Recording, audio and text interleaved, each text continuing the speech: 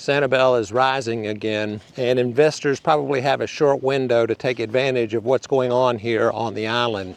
So after we've suffered 3 hurricanes, one started with Ian, and then we went to Milton and Helene, the island has basically been in a rebuild mode.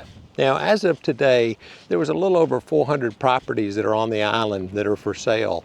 Those properties ranging from the mid-300s on up, and there was actually 47 lots that are available for sale as well, in the 500s all the way up to 14 million.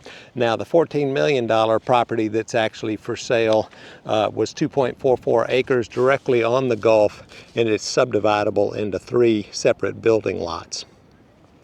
So home prices here currently are averaging about 1.1 million for a single family home and about 850,000 for condominiums. And while sales have been a little bit slower than what they would like out here and a little bit below normal, the restaurants and the shops, all of that is starting to come back, and you can see it from the number of people that are actually here riding their bicycles, enjoying the beach, and just having a good time. So today is almost the end of November of 2025. It's about 75 degrees out here, which is why a lot of people come to this area. If you've thought about investing in an area like this, Sanibel is probably one of the best islands in Florida.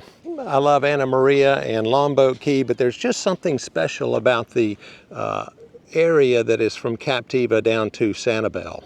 So if Sanibel happens to be on your radar, I'd love to be able to connect you with a great agent down here. Michael Saunders and Company has opened up a new office on Periwinkle, and we have some great agents in there that I have good contacts with. I'd be more than happy to make that connection for you. Mark Boehmig, Michael Saunders and Company.